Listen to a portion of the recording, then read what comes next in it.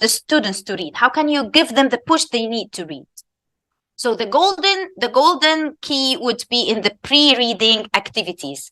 And I'll show you a couple of pre-reading activities that might help you with your students. We first need to introduce the topic. We need to introduce the story or the topic or whatever the text is. You can use pictures, maps, for example, maps that shows the setting of the story, a short video, or realia. Realia means like if there is, for example, anything from the story, it can be maybe like the coffee press, and ask the students, what do you think the coffee press's role in the story? Anything in the story that you can bring to the class and ask the students about it, and then ask them to read to know if their guess is correct. But be aware that you should not be saying too much, because if, for example, your short video tells the story, this means that they're not going to read. So it's very important that you don't say too much in the pre-reading stage.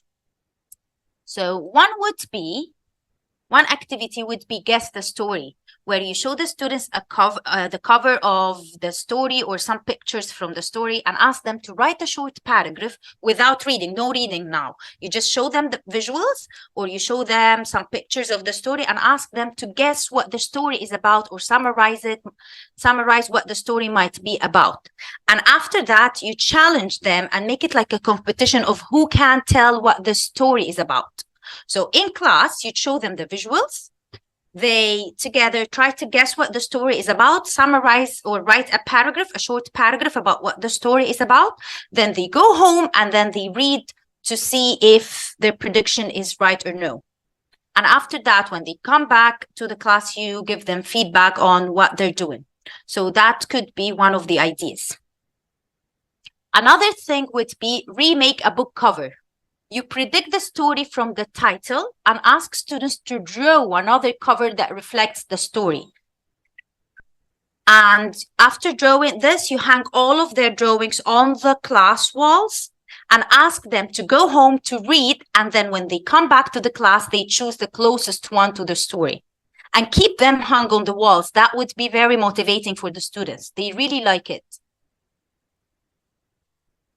Also, you can do the dramatic monologue, and this is one of the things that I really love.